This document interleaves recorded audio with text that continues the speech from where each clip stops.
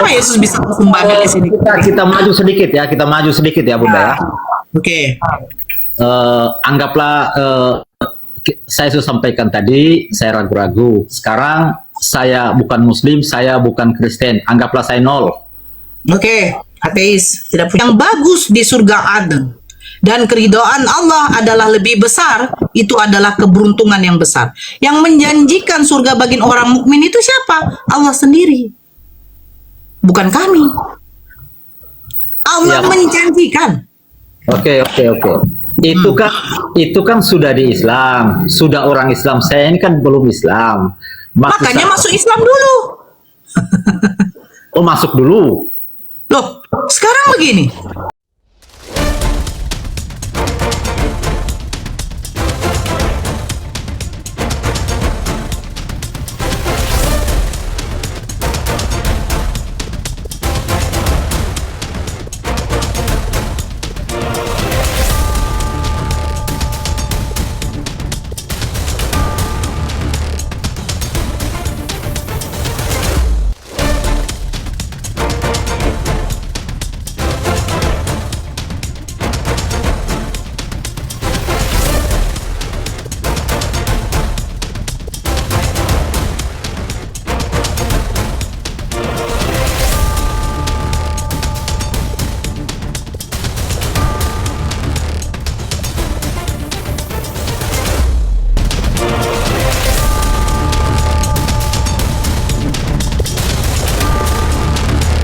Assalamualaikum warahmatullahi wabarakatuh.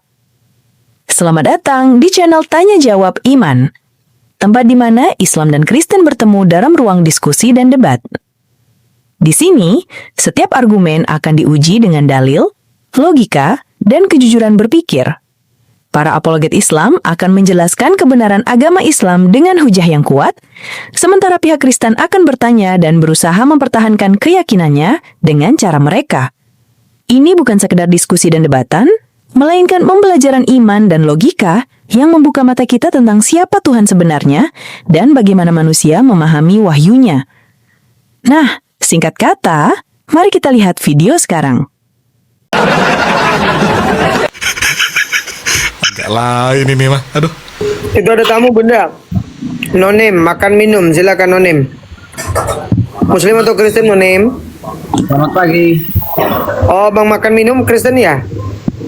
Ya, saya mau tanya sama Bunda Sama saya, Silakan. tanya sama saya, kirain sama saya. Laura. Enggak, Karol. Kalau Karol, kau tuh banyak yang menentang kau. Kebanyakan Kristen-Kristen lain makan babi. Dah, silakan makan. Ya karena mereka mentuhan perut mereka itu. Iya betul. Makanya Ya, mereka betul, makan aku B2 dan tak B. menentang. Nah, kenapa? Gini Bunda Nora. Yuk, Ini kamu Masuk sebelah kanan saya mungkin.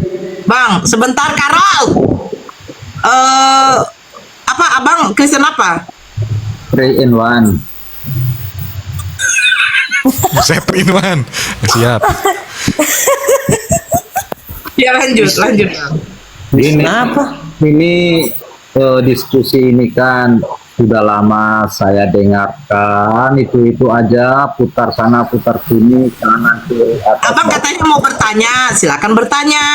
Mau Itu tanya. abang berarti membuat statement, Ya. bernarasi dulu, gitu loh. Pengantar. Bang, kalau pengantar ngomong. Oke, gini Bunda, saya ini kan orang ragu-ragu juga.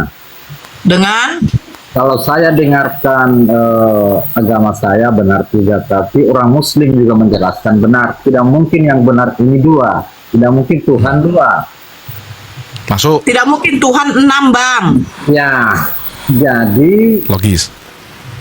saya ingin Bunda, apa sebetulnya yang sangat membuat Nora ini memilih Islam? Siapa tahu, mana tahu saya ikut jejaknya Bunda. Silakan Bunda. Oke, di dalam Al-Quran, satu yang tidak ada di dalam Bible kamu. Apa? Allah mengatakan sesungguhnya agama yang diridhoi di sisi Allah hanyalah Islam. Adakah Yesus mengatakan agama yang diridhoi di sisi Bapaknya adalah Kristen? Itu dulu, satu dulu poin. Ada nggak? Tinggal jawab aja, sistem TikTok kita. Ya, di saya jalan dan kebenaran. Bukan, saya bertanya agama. Soal jalan, Musa juga jalan. Kalau soal jalan ya, Musa juga jalan, Bang. Siapa yang membawa keluar bangsa Israel dari tanah perbudakan? Musa kan? Berarti Musa itu adalah jalan juga. Betul. Nah, yang pertanyaan saya itu tadi yang itu. Di Al-Quran 1, Allah mengatakan yang agama yang diridhoi di sisi Allah hanyalah Islam. Islam itu artinya selamat. Nah, sekarang ada nggak Yesus menyebut Kristen? Dari timur ke barat, selatan, utara tidak ada, Bunda. Tidak ada. Oke, ya. Poin lagi yang kedua. Saya tadi katakan Islam itu artinya selamat. Lah, berarti sebelum Nabi Muhammad SAW tidak membawa agama Islam, mereka disebut apa? Mereka disebut adalah seorang Muslim. Muslim itu apa? Berserah diri. Mereka adalah seorang yang Hanif. Hanif itu apa? Orang yang lurus. Lurus itu artinya apa? Yang tidak menjadikan Tuhan-Tuhan lain selain daripada Allah. Kan begitu? Nah, sekarang pertanyaannya, Kristen ini apa?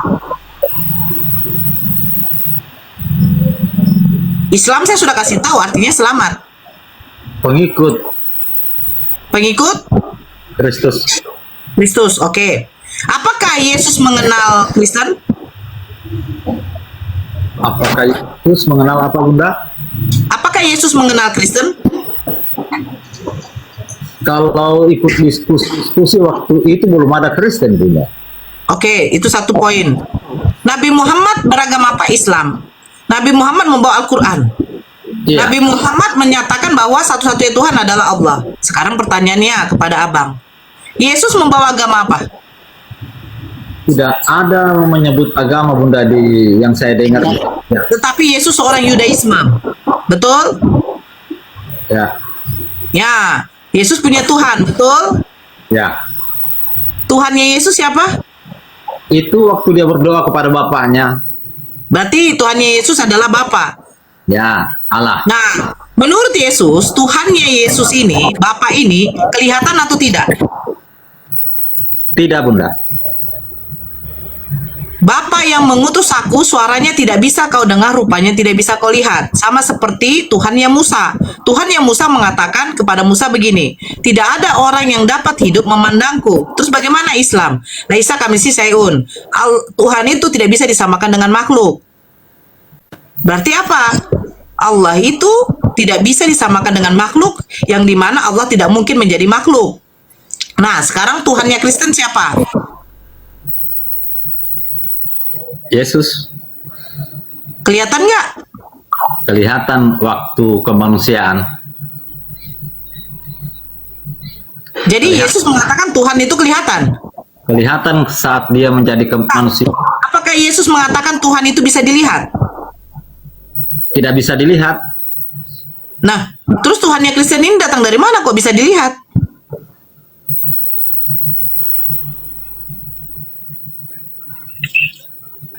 Merubah wujud. Tuhannya Musa merubah wujud nggak? Kalau saya dengar diskusi, enggak, Bunda.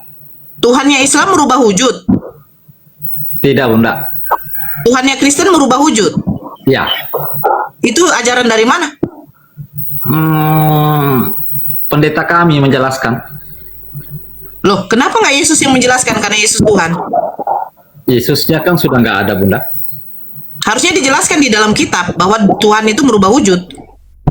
Itu dia, makanya saya ini berani bertanya. Kan saya sampaikan di awal tadi pengantar saya ragu-ragu.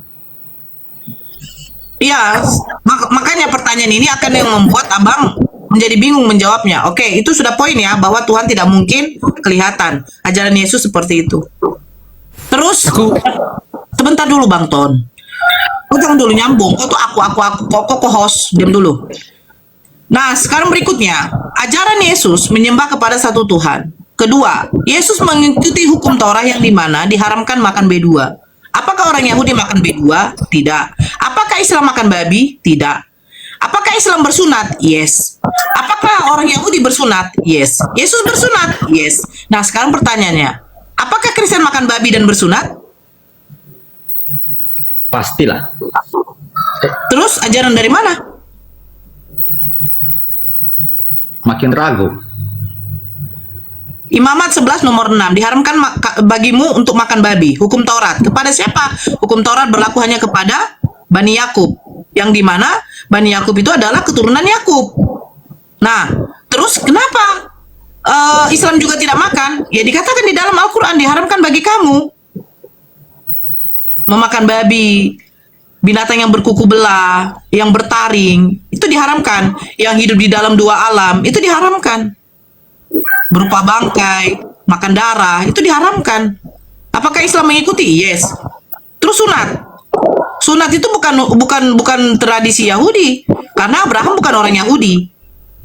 Sunat itu berlaku semenjak Abraham dan keturunannya. Salah satu keturunan Nabi Ibrahim adalah Nabi Ismail. Makanya diperintahkan di dalam Al-Quran, ikutilah mila Ibrahim. Ikutilah. Allah sudah memerintahkan, ikuti. Berarti kami harus mengikuti. Nah, Yahudi mengikuti nggak? Ikuti. Nah, sekarang Kristen bersunat nggak? Tidak. Terus kalian dari suku mana? Kalian katanya pengikut Kristus. Apa yang kalian ikutin dari Yesus? Yesus tidak makan babi, kalian makan babi. Yesus ke sinagoge, kalian ke gereja. Yesus tidak ada beribadah hari Minggu, kalian beribadah hari Minggu. Yesus menyembah kepada Tuhan, kalian menyembah kepada Yesus. Ini ajaran siapa? Oh, semua kebalik ya. Loh, memang nyata kan? Ada nggak Yesus makan babi? Tapi kalian mengatakan, Yesus mengatakan segala sesuatu yang masuk ke dalam mulutmu itu adalah halal. Berarti tai pun juga halal dong. Matius 15, 17 sampai 19. Kata-kata Yesus itu. Nah, Kristen ini kenapa sih tidak bisa membuka pola pikirnya gitu loh? Kalau kalian mengaku menggaungkan pengikut, kami pengikut Nabi Muhammad SAW. Di mana aturan perintah dari Allah kepada Nabi Muhammad itu kami ikutkan gitu. Biarin, gak usah turunkan aku Bang Ton, biarin aja. Nabi Muhammad SAW berpuasa, yes. Sholat, yes. Membayar zakat, yes. Bersunat, yes. Kristen, Yesus ke sinagoge, kalian kemana? Gereja. Perintah dari mana? Gak tahu. Gak ada dasarnya. Yesus punya Tuhan, menyembah Tuhan. Tuhannya tidak kelihatan. Kristen, Tuhannya kelihatan. Berubah wujud. Dari Tuhan menjadi manusia. Ajaran apa ini? Yesus tidak makan babi. Kristen makan babi. Ajaran apa ini? Yesus bersunat, Kristen. Oh, Nora, kami Kristen ada yang bersunat. Apa kata Paulus? Siapa saja yang menyunatkan dirimu, Kristus itu sia-sia bagimu. Yang bersunat, yang menyunatkan dirimu tuh Kristus sia-sia. Jadi kalian maju kena, mundur kena. Yesus mati di kafani, kalian mati pakai apa? Peti mati, pakai jas. Nah, sekarang berpikirlah dulu makan. Bagaimana menurutmu? Ya, oke, Bunda. Begini, semua yang disampaikan itu menurut Muslim itu kan pasti benar. Saya tidak ingin panjang lebar hal-hal itu tentang yang dilakukan setiap harinya. Tapi kalau yang dilakukan itu setiap hari itu yang kita bahas-bahas, kalau Tuhannya sudah salah, untuk apa kita mengerjakan semua itu walaupun baik kalau salah memilih Tuhan? Saya lanjut lagi Bunda, pertanyaan kedua saya. Oke. Kalau Tuhannya Islam itu dekat nggak ke manusia? Kata makna dekat itu seperti apa, Bang? Apakah dia di samping saya? Apakah dia di depan saya? Saya mendengar ya, karena saya orang tidak belajar. Katanya Tuhannya Islam itu lebih dekat daripada tenggorokan apa ya? Urat leher. Ya. Nah, sekarang urat leher Abang di mana? Dekat sekali. Nah, lebih dekat daripada urat leher. Coba aja itu aja dulu diartikan. Nah, ini saya pribadi ya mengartikan berarti Tuhan Islam itu sama dengan Tuhannya kami yang berada di tubuh Yesus. Maka Tuhannya Islam itu berada pula di tubuh Muhammad sebagai manusia. Benar. Berada dengan dekat itu sama tidak? kan tadi urat nadi itu kan melekat di tubuh. Kalau sudah melekat di tubuh saja masih jauh. Paham nggak arti kata begini? Paham nggak arti kata lebih dekat? Bukan berarti Tuhannya berada di situ. Tapi sambungannya daripada urat leher. Urat leher kamu di mana? Melekat di tubuh. Di sini kan? Ya. Lebih dekat daripada urat leher, apakah berarti Tuhan ada di dalam urat leher? Nah, itu saya minta penjelasan dulu karena Makanya saya bilang begini, ya. Bang Makan berada dekat di samping saya. Bukan begini. Itu tidak bisa analoginya.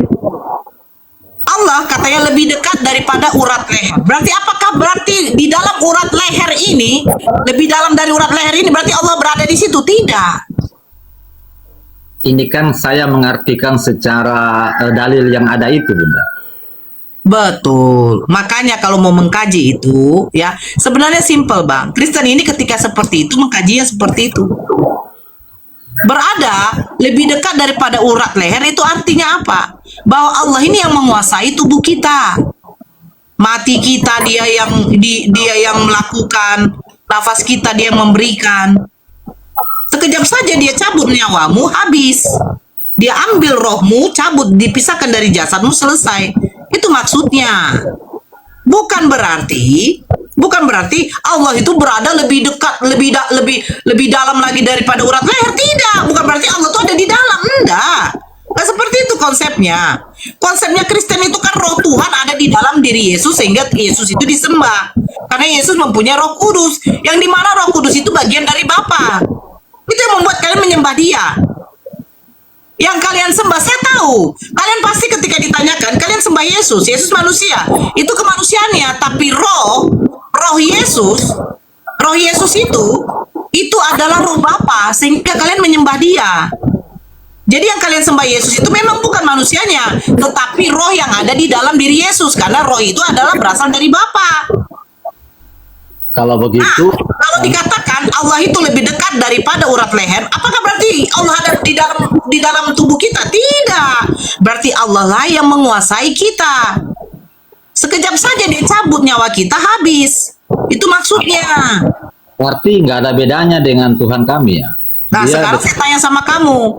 Yang mematikan manusia, ini siapa? yang dekat tadi, Yang mematikan manusia ini Tuhan atau bukan? Tuhan. Yang mematikan Yesus siapa? Tuhan. Tuhan siapa yang mematikan Yesus? Tuhan Bapa. Nah, kalau Tuhan Bapa mematikan Yesus, berarti yang lebih berkuasa siapa? Bapa. Terus apa kuasa Yesus sebagai Tuhan? Kalau dia bisa juga dimatikan oleh Tuhan.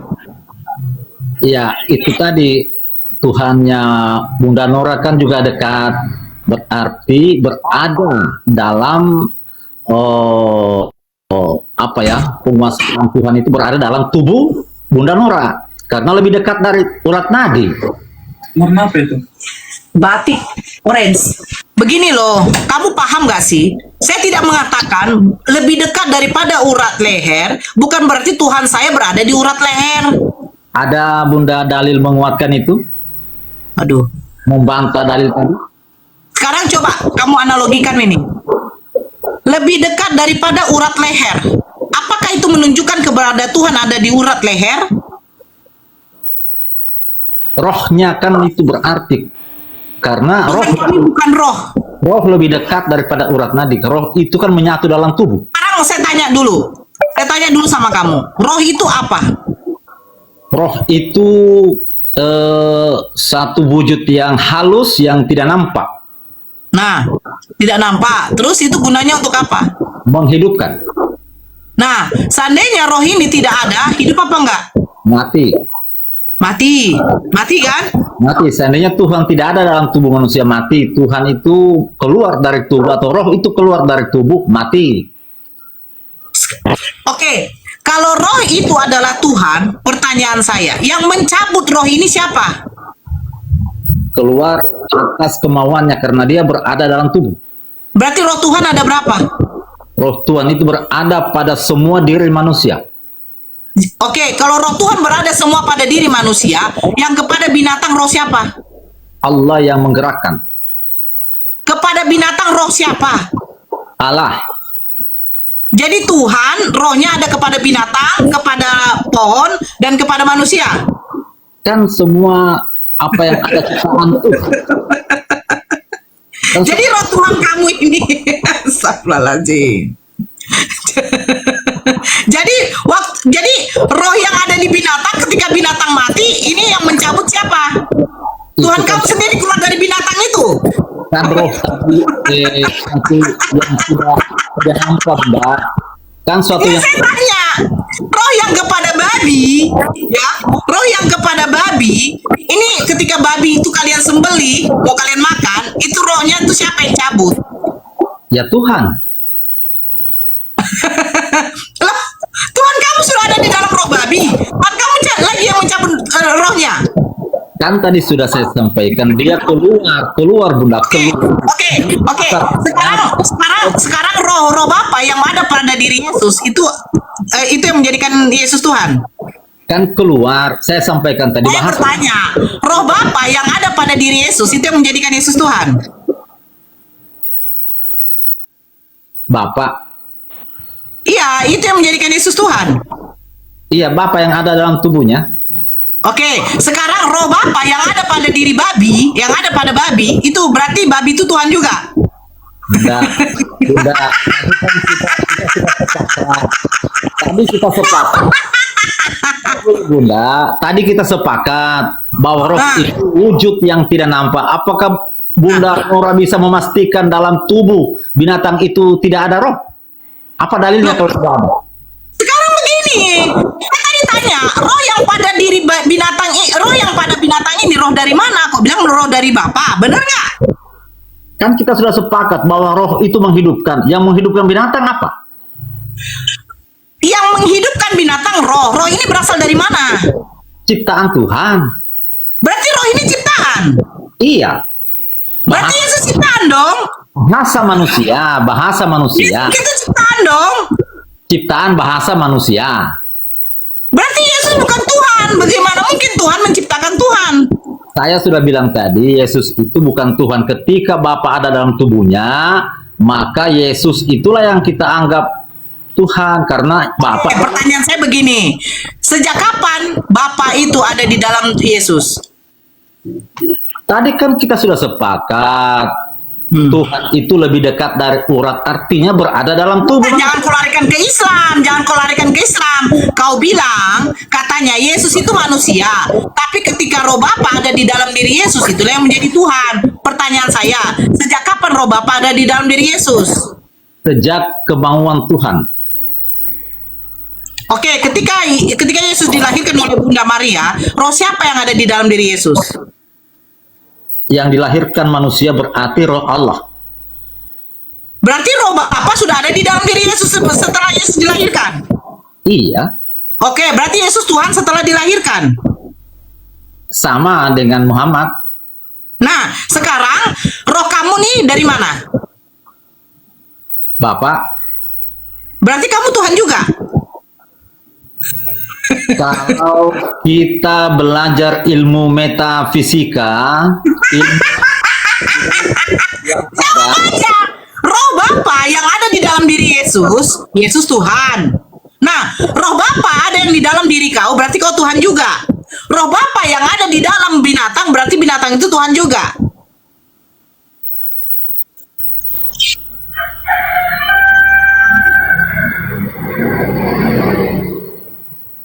bingung lagi saya.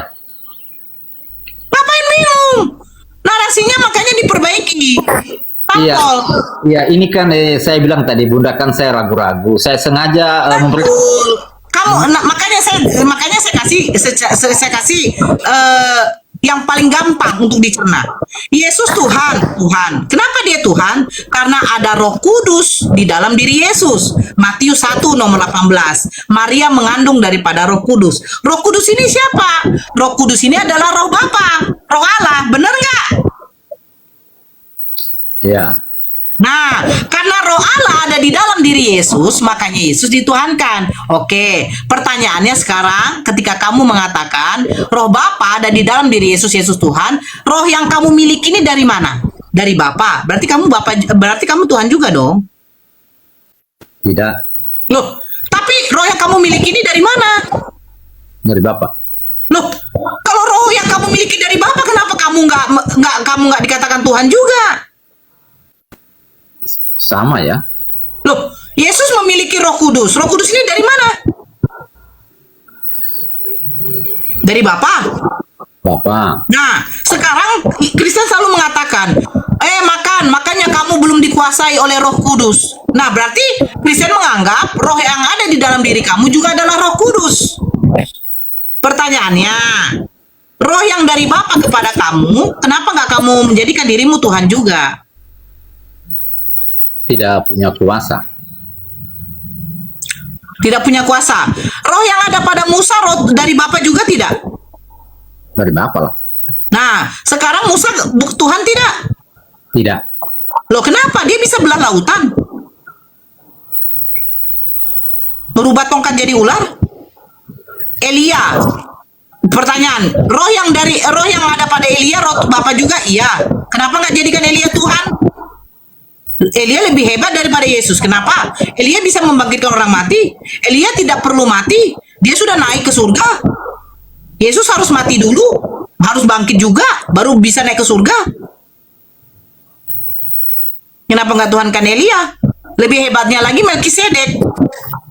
Melkisedek itu tidak punya bapak, tidak punya ibu. Dia tidak berakhir. Yesus berakhir. Pernah mengalami kematian. Kenapa nggak Tuhankan Melkisedek? Yesus dilahirkan oleh ibunya tanpa seorang ayah. Melkisedek tidak ada ibu, tidak ada ayah. Baca tuh di dalam Ibrani. Melkisedek tidak ada ibu, tidak ada ayah. Sama seperti Nabi Adam. Kenapa nggak Tuhankan aja Melkisedek? Melkisedek dikatakan tidak berkesudahan. Yesus pernah mati, berarti pernah sudah hidupnya. Walaupun dia cuma 3 hari matinya. Kata mereka.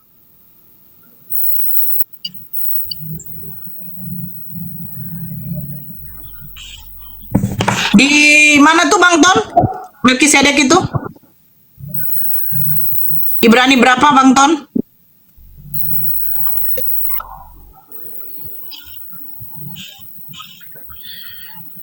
Nih, saya bacakan ya. Di dalam Ibrani 7 nomor 1 sampai 10. Ini saya bacakan yang poinnya aja ya. Kenapa nggak nyembah Melkisedek adalah raja kota Salem sekaligus imam Allah yang maha tinggi. Imam Allah loh, Melkisedek. Dialah yang bertemu dengan Abraham. Tengok, dialah yang bertemu dengan Abraham ketika Abraham dan teman-temannya kembali dari peperangan mengalahkan semua pasukan dari beberapa kerajaan. Pada hari itu, Melkisedek memberkati Abraham. Melkisedek memberkati Abraham loh. Dan Abraham memberikan kepada Melkisedek 1/10 dari semua harta yang direbutnya dalam peperangan. Nama Melkisedek berarti Raja Keadilan. Sedangkan nama kotanya adalah Salem yang berarti damai. Jadi bisa dikatakan bahwa dia juga Raja Kedamaian. Bukan Yesus saja. Dalam kitab suci tidak ada catatan mengenai siapa orang tuanya maupun para leluhurnya. Tidak ada keterangan tentang kelahirannya dan tidak pernah diceritakan kapan dia mati. Karena itu Imam Melkisedek bisa diibaratkan seperti anak Allah sendiri. Bukan Yesus saja yang bertugas sebagai imam untuk selamanya. Bukan Yesus saja selamanya. Dari kejadian itu tampaklah bahwa Melkisedek memang orang yang sangat penting. Karena Abraham, nenek moyang kita yang terhormat, memberikan kepada Melkisedek 1/10 dari semua harta yang terbaik. Di kemudian hari, hukum Taurat mengatakan hanya para pelayan rumah Tuhan, yaitu orang-orang suku Lewi yang berhak menerima perpuluhan. Mereka menerima perpuluhan bla bla, tetapi Melkisedek menerima perpuluhan dari Abraham. Terus dikatakan lagi. Dan kita semua tahu bahwa orang yang memberkati selalu lebih besar daripada yang menerima berkat. Nah, sedangkan kesaksian firman Tuhan tentang Melkisedek mengatakan bahwa dia hidup selamanya. Lagi pula boleh dikatakan bahwa Lewi sendiri yaitu nenek moyang mereka yang berhak menerima. Melkisedek karena Lewi saat itu belum ini perpuluhan. Nah, sekarang pertanyaannya, lebih hebat Melkisedek apa Yesus? Kalau penjelasan barusan ya Melkisedek lah. Sembahlah Melkisedek.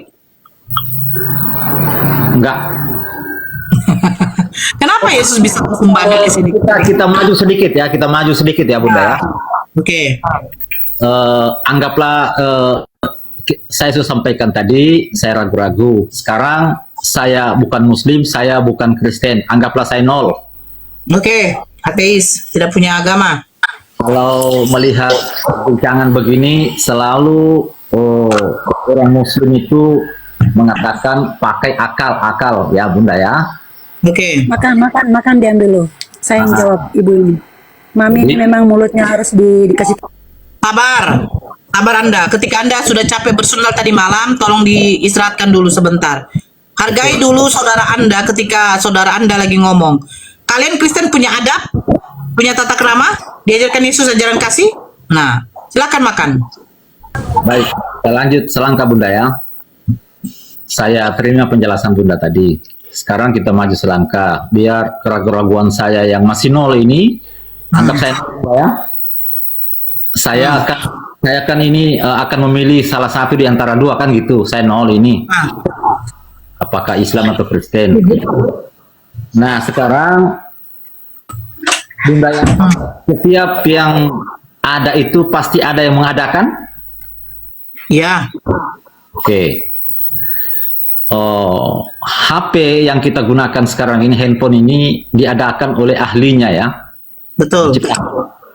Si yang menciptakan itu diadakan oleh ayah dan ibunya, lahirlah dia.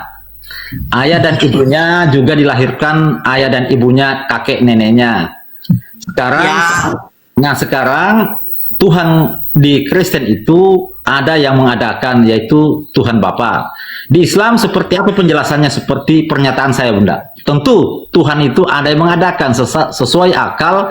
Setiap yang ada pasti ada yang mengadakan. Silakan Bunda. Allah itu bukan berarti ada yang mengadakan. Sebelum kata ada, Allah itu memang sudah ada. Allah itu tidak bermula. Siapa bilang Tuhan itu bermula? Kan Bapak bermula nggak? Sebentar. Bapak bermula nggak? Kan kita Yang sepakat. menciptakan manusia. Nggak, sistem TikTok aja, nggak usah panjang-panjang. Bapak bermula nggak? Kan kita sepakat menggunakan akal. Setiap yang ada Ya, akal menggunakan. loh, sekarang begini, Bapak bermula nggak menurut catatan Bible kamu? Bermula Dari mana mulanya Bapak? dari nol. Tunjukkan dari nol dia bermula. Tidak ada satu itu berawal dari nol. Itu penjabaran kamu. Sekarang saya tanya, bagaimana mulanya seorang bapak itu? Mulanya bapak itu bagaimana? Zat yang metafisika. Bagaimana mulanya? Saya tanya. Evolusi alam. Dari mana alam? Loh, orang bapak yang menciptakan langit dan bumi kok berevolusi? Sebelum ada pun yang diciptakan oleh Allah, bagaimana mulanya Tuhan itu? Itu dulu. Kalau kau bilang metafisika, evolusi dari alam, lah yang menciptakan alam ini siapa? Bapak. Berarti kan sudah ada yang menciptakan. Nah, Bapak ini mulanya dari mana? Kita ini kan bulat itu tidak ada ujungnya. Bulat itu. Saya bertanya, sebelum diciptakannya manusia, alam semesta ini, asal mulanya Bapak ini dari mana? Penciptanya. Siapa yang menciptakan Bapak?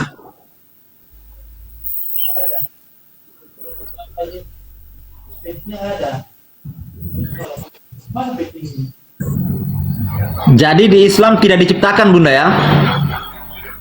Jangan soal diciptakan, yang namanya ciptakan. Yang namanya ciptaan itu berarti ada yang menciptakan. Ya. Nah, yang menciptakan ini siapa yang ciptakan? Sudah di alam tidak diterima oleh akal lagi itu Bunda, pertanyaan itu. Ya bagaimana bisa kau mau mengakalkan Tuhan itu sejak kapan bermula? Menatap matahari aja kau sanggup nggak? Itu ciptaan Tuhan dulu dong. Menatap matahari sanggup nggak kau? Tidak. Nah udah. Artinya pertanyaan saya tadi tidak bisa dijawab dengan akal lagi ya, Bun? Keberadaan, sejak kapan Tuhan itu ada? Kamu nggak bisa memikirkan seperti itu. Karena apa? Allah itu tidak bermula. Sejak kapan Allah itu bermula? Pada mulanya Allah menciptakan, pada mulanya adalah firman. Gak ada namanya Tuhan bermula. Tuhan itu tidak bermula, tidak berawal, tidak berakhir. Tidak ada seperti itu. Kristen saja, makanya analoginya. Begini analogi yang bisa kau terima deh. Kalau kita memakai akal. Tuhan itu memiliki sifat kemahaan, betul tidak? Ya, semuanya maha. Nah, ketika dia maha besar, apakah dia bisa menjadi kecil?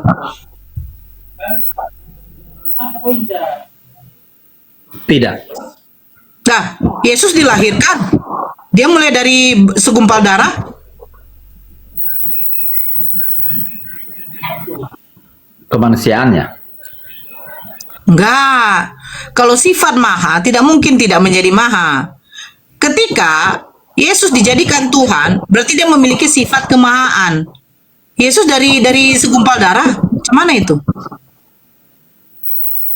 Berarti ciptaan memang. Nah, terus Tuhan memiliki sifat maha suci, betul tidak? Iya, maha. Nah, sekarang pertanyaan saya, ketika Yesus mulai dilahirkan, setelah dilahirkan, apakah dia tidak pernah BAB dengan kencing? Oh, jelas. Nah, jadi maha suci yang ada pada diri Yesus sebagai Tuhan di mana?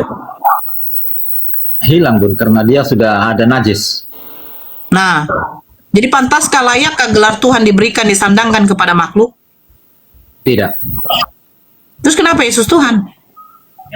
Doktrin. Kami kan sudah didoktrin seperti itu di gereja. Siapa bajunya mama?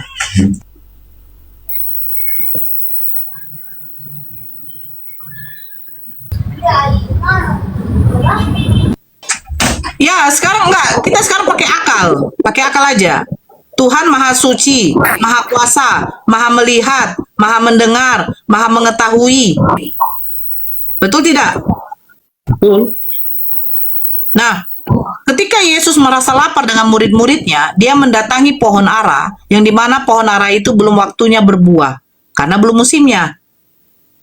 Apakah Yesus tahu pohon ara itu belum musim berbuah? Kalau penjelasan yang saya dengar tidak tahu, Bun. Terus, di mana dia maha mengetahui? Allah Bapaknya. Iya, maksudnya sifat ketuhanan yang pada diri Yesus, sifat maha tahu ini di mana lagi? Kalau dia datangi pohon ara, ternyata pohon ara itu belum berbuah, karena belum musimnya. Kalau dia sebagai manusia itu ya tidak tahu lah. Loh, tapi Yesus ada sisi Tuhan, keilahian dia ada. Bukankah Yesus memiliki roh Bapa? Ya itu dia, Bun. Artinya roh Bapaknya tidak berfungsi. Bukan roh Bapa tidak berfungsi. Berarti Yesus itu bukan Tuhan. Roh yang ada pada diri Yesus sama seperti roh yang ada pada dirimu, Bang.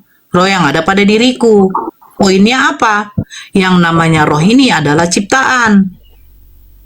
Lah, kalau Tuhan yang menciptakan roh, berarti manusia ini juga ciptaan. Tidak mungkin Tuhan menjadi ciptaan. Dia yang menciptakan terus dia jadi ciptaan. Tidak mungkin. Mustahil.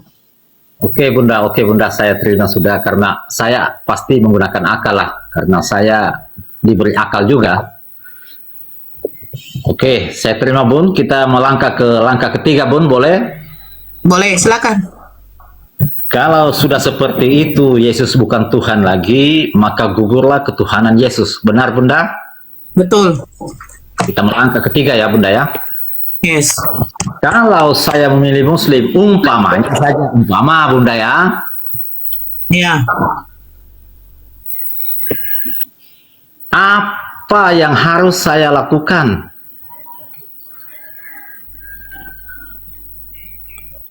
Lakukan apa?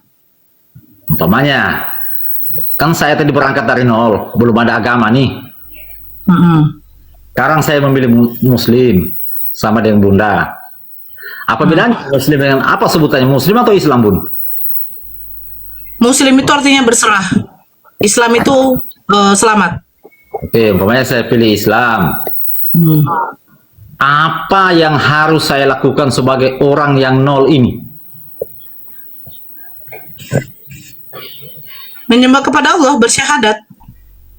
Tahu, Bun, tapi tentu ada proses.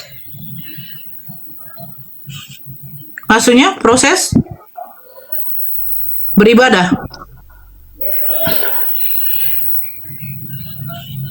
Masa saya belum paham di Islam saya langsung syahadat? Kan proses gimana? Apa yang saya lakukan gitu loh?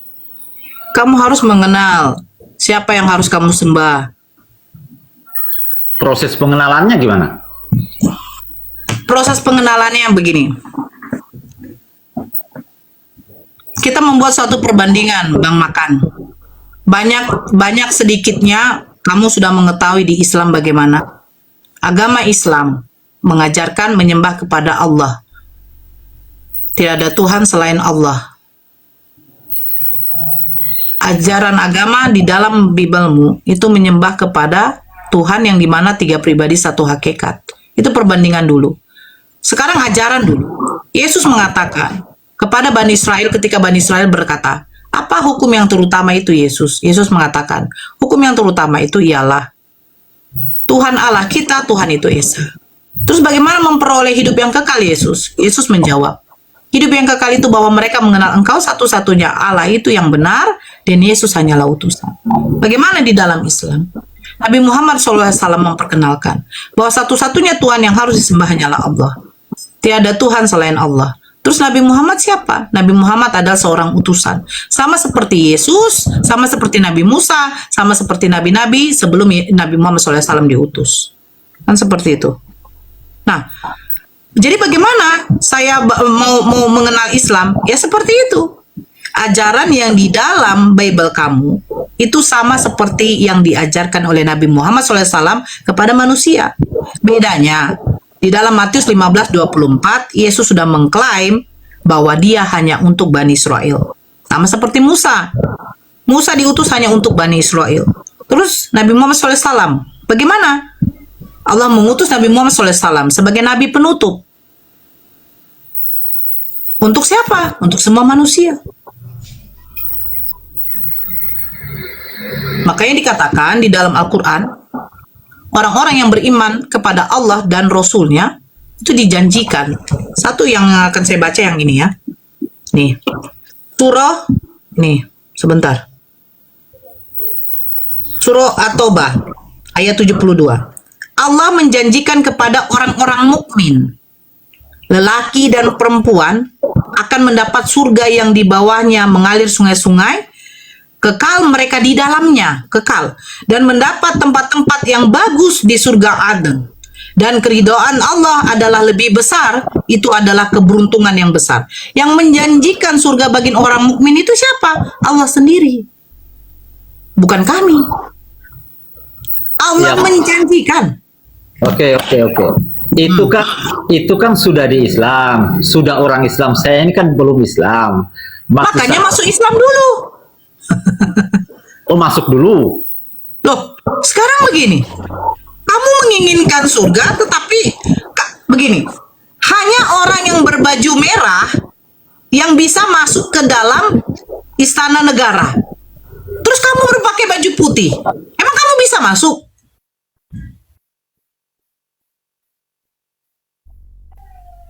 Hanya orang-orang mukmin yang bertakwa kepada Allah, yang beriman kepada Allah dan Rasul-Nya, yang dijanjikan masuk surga. Nah, kamu bagaimana mau mengatakan saya ingin Bunda Nora masuk surga? Ya udah, berimanlah kamu kepada Allah. Bagaimana caranya? Memeluk agama Islam. Karena Allah sudah mengatakan orang-orang mukmin.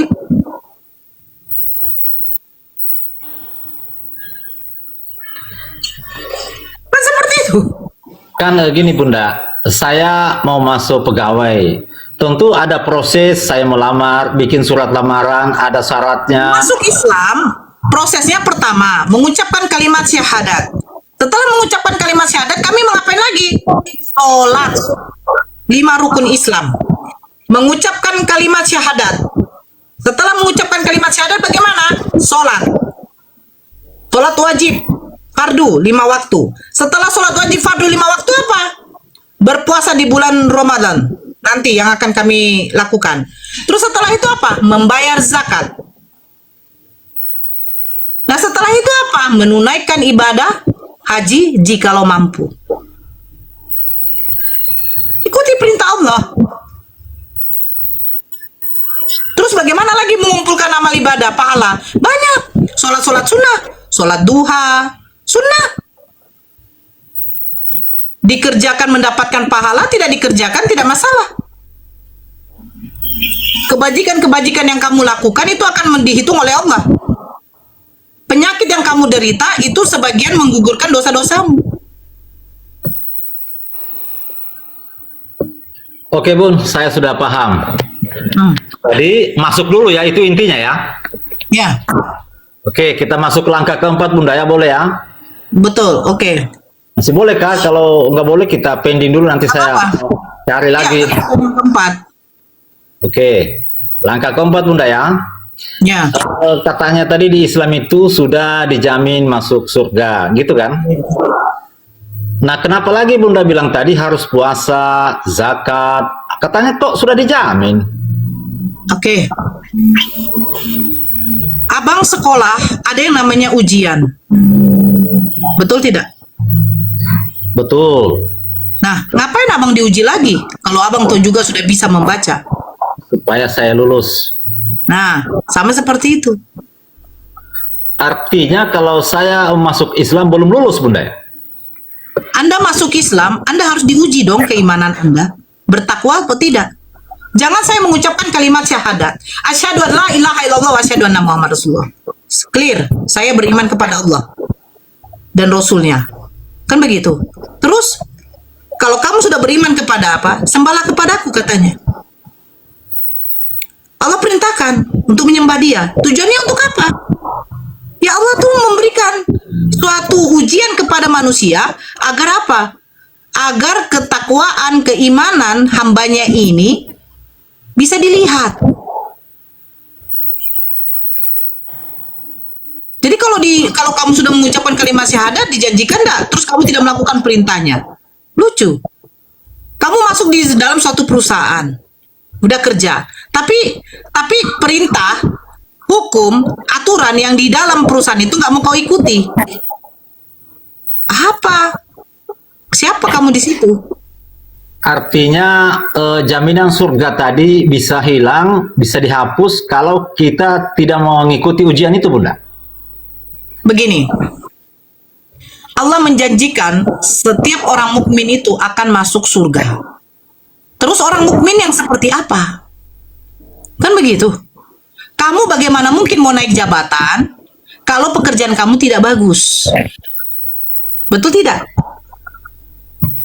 Betul lah itu Bunda. Nah, kalau Allah memberikan suatu perintah, kamu tidak ikutin, larangan tidak kamu ikutin, terus apa yang membuat kamu menjadi seorang mukmin?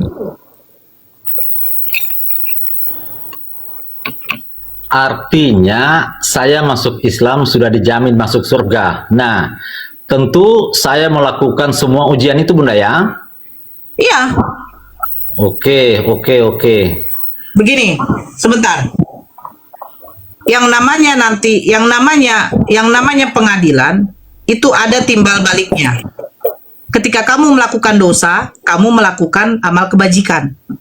Nah, ketika ditimbang, perintah-perintah Tuhan tidak kamu ikuti, tetapi kamu banyak melakukan dosa, apa yang membuat kamu menjadi selamat? Menyembah Tuhan yang benar. Bukan. Seperti perintahnya sholat 5 waktu, kamu nggak pernah sholat, tapi kamu mengaku sebagai mengaku sebagai orang yang beragama Islam.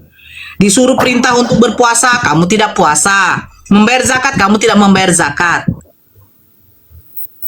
Dosa nggak? Dosa lah. Karena itu perintah. Terus Terus untuk yang mengimbangi, menghapus dosa kamu ini, bagaimana caranya? Makanya melakukan segala perintah Tuhan. Paham nggak? Paham. Kalau Tuhan ya tidak membuat suatu larangan, aturan, apa bedanya kita dengan hewan? Oke, saya terima, Bung. Intinya di poin keempat ini, langkah keempat ini, saya masuk Islam. Di Islam itu, dalam Islam, saya harus melakukan perintahnya ya, Bunda ya. Menjauhi larangannya. Oke, langkah kelima, Bunda. Boleh? Ya. Oke. Sekarang, manusia itu kan terbatas. Kadang tidak melakukan itu karena ada sesuatu.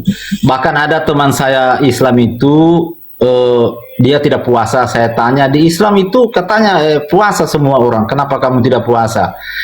Dia bilang, malas lah, lagi malas lah. Nah, gitu. Nah, apakah orang di Islam juga boleh seperti itu, Bunda? Paham nggak arti perintah? Berarti wajib. Ketika tidak dilakukan, berdosa nggak berdosa? Sama seperti satu contoh aja. Bang Makan mau ke luar, ke kota, memakai kendaraan roda 2. Aturan di dalam, hukum di dalam Indonesia, yang menggunakan kendaraan roda 2 wajib. 1. Menggunakan helm. 2. Melengkapi surat-surat kendaraan. 3. Melengkapi surat-surat identitas si pembawa motor. Betul tidak? Saya belum bisa membenarkan kalau narasi yang barusan, Bunda, karena saya biasanya naik motor kadang tidak pakai helm, tapi saya Bang, jangan bilang biasanya, itu ke dirimu. Yang saya bilang kan hukum. Hukum, Bang. Paham hukum nggak? Contoh, kamu membunuh. Ada nggak hukum di Indonesia yang menerapkan bagi apa hukumannya bagi orang pembunuh? Ada kan, Bang? Hukumnya bukan dirimu. Oke, secara umum ya. Iya, hukum di Indonesia, saya bilang hukumnya bukan dirimu, Bang. Oke. Kalau dirimu, makanya saya bilang hukum di Indonesia memberlakukan bagi pengendara roda 2 wajib menggunakan helm. Itu aja dulu, betul tidak? Oke. Nah, ketika kamu bertemu polisi di tengah jalan, kamu nggak menggunakan helm, ketika kamu ditangkap, kamu memberontak nggak? Berontak juga lah. Abang paham hukum nggak sih, Bang? Artinya ketika saya memberontak, saya itu melanggar, memberontak tanpa dasar gitu. Bukan, nggak mungkin lah, Bang, kau memberontak lagi, orang kamu udah salah. Kamu ngaku kamu salah nggak? Ya salah lah. Ya udah. Kalau sudah ditetapkan hukum oleh Allah, wajib itu berarti harus. Wajib berpuasa. Terus dia bilang saya malas. Terus hukumannya apa? Ya dia ditetapkan sebagai orang yang berdosa, tidak melakukan perintah Tuhan. Oke, Betul tidak? Terima, setuju. Ya udah, gitu, Bang. Sama seperti Abang ke sekolah waktu SD, SMP, SMA. Apakah menggunakan baju biasa? Tidak kan, Bang? Wajib menggunakan seragam sekolah. Ketika Abang menggunakan baju biasa, Abang dikenakan hukuman. Apakah berarti Abang itu mengatakan Abang tidak salah? Salah kan? Salah kan, Bang? Oke. Enggak, salah atau tidak? Jangan oke aja. Sudah paham, Bun, sudah paham. Nah, berarti hukum wajib yang sudah ditetapkan oleh Allah, kenapa kamu langgar? Ya kamu dikatakan berdosa, ya akan kena hukumannya. Jadi, Bun, di Islam itu setiap yang melanggar dosa, Bun, ya? Yang namanya perintah aturan, kalau dilanggar ya dosa lah, Bang. Oke, saya terima. Kita maju lagi selangkah, Bunda, ya? Ya silakan. Bunda, ini kan sama dengan saya awalnya. Sama dengan saya. Ketika Bunda sudah meninggalkan seperti saya ini, yang lalu ketika sudah di Islam, apakah tidak ada sesuatu yang membuat Bunda ini, contoh dari keluarga, dari pekerjaan, dan terusnya, Bunda? Tolong di ini dulu, dijelaskan, Bunda.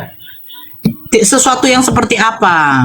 Contoh dari keluarga, tidak ada tantangan, rintangan atau bagaimana? Ya ada lah. Pasti ada, Bang. Makanya dikatakan orang-orang yang mualaf ini yang diberikan hidayah adalah orang-orang pilihan Allah. Kenapa? Karena Allah tahu bahwa nanti ketika dia hijrah itu ujiannya akan semakin lebih besar. Taat nggak dia? Teguh nggak dia dengan keimanannya? Kalau dia selalu istiqomah, ya udah, makanya Allah menjanjikan. Kan janji itu. Janji itu adalah utang.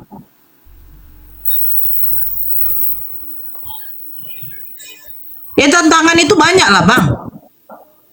Tantangan itu banyak. Dari keluarga, dari pekerjaan, dari tetangga kita yang non muslim. Itu banyak tantangannya. Oke, Tetapi apakah mereka ini yang menjamin kita masuk surga? Enggak kan, Bang? oke Bun. Misalnya, tunggu dulu, Bang. Misalnya abang masuk Islam, abang diceraikan oleh istri abang, misalnya abang dikucilkan oleh keluarga abang, emangnya mereka menjamin abang masuk Islam? Mereka menjamin abang itu apa? Masuk surga? Mereka nggak menjamin, Bang. Mereka pun akan dihisap juga, Bang. Mereka pun akan disidang juga nya. Siapa Tuhanmu? Mereka jawab Yesus. Sejak kapan Yesus mengatakan dirinya Tuhan? Pusing kan? Oke, saya terima Bun. Kita persempit Bun ya, kita persempit. Ya. Anggaplah tantangan Bunda ini dari orang tua. Orang tua Ya. Bunda tentu belum masuk Islam waktu itu Bunda. Boleh tanya dulu? Ya. Oke, belum. Nah, sekarang Bunda masuk Islam. Apakah orang tua itu tidak memberikan semacam larangan kepada Bunda, dan ketika Bunda dilarang oleh orang tua, Bunda membantah atau bagaimana? Dilarang seperti apa? Ini gini ya, perjalanan beberapa saudara kita yang mualaf itu berbeda-beda. Nah, tapi kalau abang bertanya kepada siapa? Kepada saya, abang mengatakan begini. Tidak ada larangan. Larangan seperti apa? Bapak saya melarang saya itu dengan cara apa? Saya tidak bisa bekerja lagi. Saya dikurung. Saya dikasih makan babi. Biar saya apa? Biar saya masuk Kristen lagi. Tapi Allah melihat keteguhan hati hambanya ketika diuji. Tetap gak ada istiqomah nih. Bayangkan abang menahan lapar loh. 1 hari itu tidak makan, 2 hari tidak makan.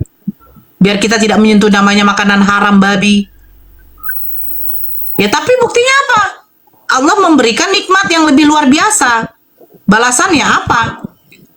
Keteguhan iman hambanya ketika dijalani dengan ikhlas. Apa yang dapat? Ya alhamdulillah keluarga saya semuanya mualaf. Nah itu hadiahnya. Begitu. Jadi semua sudah mualaf Bun? Alhamdulillah tidak ada lagi kami yang Kristen. Adik saya yang sempat menikah dengan Kristen, kakak saya juga yang sudah menikah juga dengan Kristen, berapa tahun kemudian menyusul masuk Islam. Satu pengalaman saya masuk di sini di Komal ini, penjelasan Bunda saya terima. Ya, Langkah ke-6 ini saya tertarik Bunda, terus terang aja. ya, Masya Allah. Jadi abang mau syahadat? Nah itu dia Bunda. Makanya saya tidak mau on cam ini. Dilihat oleh keluarga. Abang bisa kirimkan KTP, biar bisa dibuatkan surat mualafnya, sertifikat mualafnya, biar abang bisa mengurus KTP abang. Itu syarat masuk Islam Bunda. Kalau abang mau mualaf di sini, tapi kalau mau mualaf di masjid ya silahkan. Tapi kalau mualaf di sini, insya Allah amanah, sertifikatnya ada. Tapi harus mengirimkan KTP dengan foto diri. Jadi kayak orang pinjol gitu ya. Ini KTP kan, begini, membuktikan bahwa KTP-nya dengan orangnya sinkron.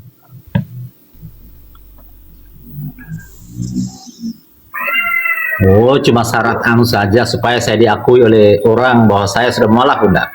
Ya, karena begini Bang, kalau KTP abang tidak dirubah, maaf kata, sewaktu-waktu abang ada kejadian meninggal, orang melihat identitas abang masih Kristen, abang akan dimakamkan secara Kristen, pakai jas, peti mati, ditahan beberapa hari mayatnya. Sepatu kebalik, jangan lupa. Jadi kalau abang sudah Islam, otomatis melakukan fardu kifayah. Abang dimandikan, terus abang dimandikan, dikafani, disolatkan, baru dikuburkan. Begitu ya. Ya, Tadi ada kata-kata yang kurang tepat, Bang. Tadi kan apa supaya orang tahu, bukan gitu, Bang, bukan.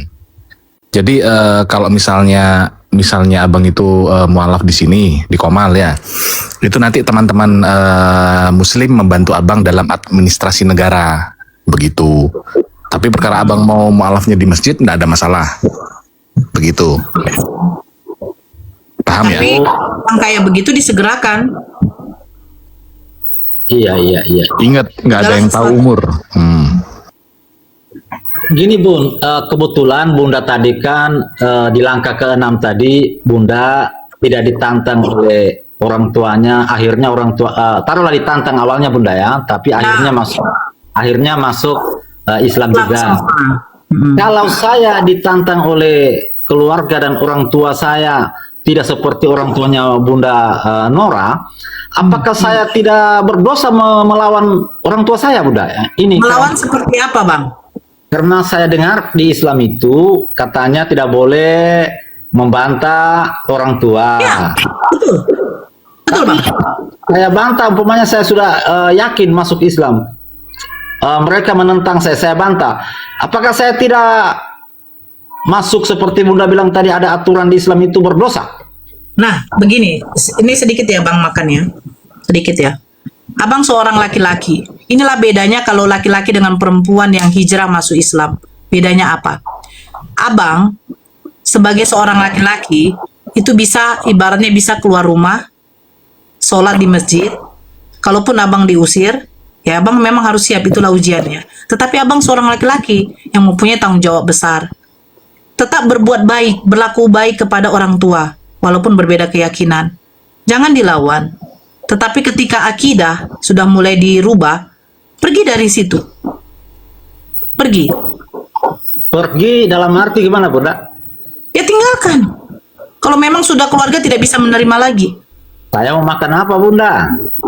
Nah, makanya saya bilang, Allah menguji iman, menguji hambanya, itu tidak melebihi dari kemampuan hambanya.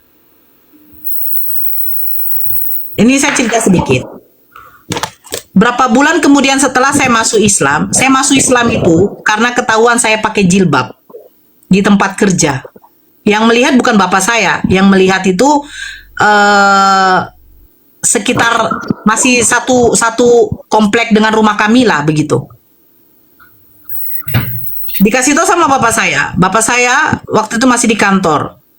Karena dia dengar katanya saya pakai jilbab, saya disuruh pulang. Itu belum sampai di halaman rumah ya, karena rumah kami ini halamannya agak luas. Itu masih di pinggir jalan. Pinggir jalan mau masuk halaman rumah itu saya sudah tarik jilbab saya. Saya dipukul loh. Saya dipukul sampai bapak saya tuh bawa parang. Ibu saya yang cegah. Sampai ibu saya bilang begini, mau kau bunuh anakmu ini? Iya, biar aja dia mati. Ngapain dia hidup? Dia sudah tinggalkan Yesus. Akhirnya keputusan, saya tidak boleh lagi kerja, saya dikurung di dalam kamar. Ya dikasih babi. Kalau kau tidak makan ini, ya kau mati kelaparan. Tetapi apakah Allah membuat saya itu menjadi tidak kuat, tidak tegak? Tidak. Saya cuma berpikir begini, hidup sekali, mati sekali. Saya mati dalam keadaan beriman kepada Allah. Saya mati dalam keadaan Islam, yang dimana Allah sudah menjanjikan. Kan begitu. Alhamdulillah, diskusi ini mengingatkan kita bahwa perbedaan bukan alasan untuk bermusuhan, tetapi kesempatan untuk saling memahami. Kita boleh berbeda dalam keyakinan, tetapi semua manusia sama dalam pencarian akan kebenaran dan kedamaian. Semoga diskusi ini membuka hati, meluruskan pandangan, dan menguatkan iman kita untuk terus belajar tanpa merasa paling benar sendiri. Jika ada hal yang menurutmu menarik, menantang, atau mungkin bertentangan dengan pandanganmu, sampaikanlah dengan cara yang baik dan beradab di kolom komentar. Karena sesungguhnya adab dalam komentar adalah cerminan dari keimanan seseorang. Terima kasih telah menyimak sampai akhir. Semoga Allah memberi petunjuk kepada siapapun yang sungguh-sungguh mencari kebenaran. Sampai ketemu lagi dan tunggu video selanjutnya diskusi dan debat apologetik Islam dengan oknum Kristen lainnya. Assalamualaikum warahmatullahi wabarakatuh.